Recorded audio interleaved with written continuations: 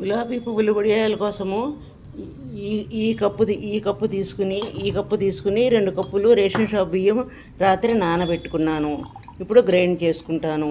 ఇలాగే వరలక్ష్మి సగ్గు బియ్యం అంటామండి. ఇది సన్నగా ఉంటాయి. ఇది నీళ్ళల్లో వేసి ఒక 10 నిమిషాలు నానబెట్టుకుందాము. ఒక 2 చెంచాలు ఉప్పు. ఇప్పుడు బియ్యం గ్రైండ్ చేస్తాను.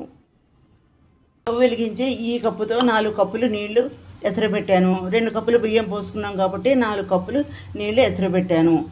ఇలాగే బియ్యము బాగా గ్రైండ్ చేసేసుకున్నాను సాఫ్ట్గా. 1 కప్పు నీళ్లు మిక్సీ కడిగిన నీళ్లు కూడా పెట్టుకున్నాను. ఇప్పుడు ఈ నీళ్ళల్లో మనము ఉప్పు, అలాగే నానబెట్టుకున్న సగ్గుబియ్యం, వరలక్ష్మి సగ్గుబియ్యం ఉన్నాయి. ఇందులో ఒక 1/2 కప్పు నీళ్లు పోసాను. ఇవి కూడా వేసేస్తున్నాను. మరిగాక పిండి పోసుకుందాము. నీళ్లు తెరులుతున్నాయి. మనము మిక్సీ చేసుకున్న పిండి వేసేద్దాము. అలాగా పప్పు గుత్తితో ఇలా దగ్గర పడే వరకు స్టవ్ సిమ్లో పెట్టి కలుపుకుందాము.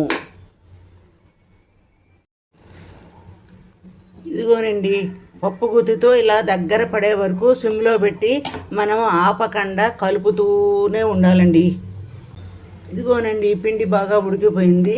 పిండి మనం ఇలా అంటే ఇలా జారాలన్నమాట. ఇదిగో చూడండి, ఇలా జారుతుంది. ఇలా జారితేనండి వడియాలు బాగా వస్తాయన్నమాట. చల్లారాక వడియాలు పెట్టేస్తాను. పిండి చల్లారిందండి. ఇదిగోనండి, ఇలా గులాబీ పూలు పెట్టేస్తున్నానండి. ఇలా పైకి ఇలా అనాలండి. ఇది ముచ్చుకులాగా వస్తుంది. ఇలా అంతా పెట్టేస్తానండి. ఇదిగోనండి, ఇలా పెట్టుకుంటున్నాం అన్నమాట. ఇదిగోనండి, గులాబీ పూలు అన్నీ ఇలా పెట్టేసుకున్నాను. ఇదిగో ఇప్పుడు సాయంత్రం అయిందండి. తీసేసి ఇలా నీళ్లు చల్లుకున్నాను. నీళ్లు చల్లుకుంటే చూడండి, ఇలా ఒక్కొక్కటి ఇలా వచ్చేస్తాయన్నమాట.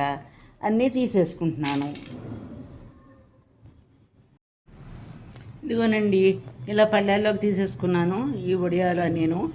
రేపు మళ్ళీ ఎండబెట్టుకుంటాను. రేపు సాయంత్రానికండి మనకి పూర్తి వెండుతాయి. అప్పుడు వేయించేసుకోవడమేనండి.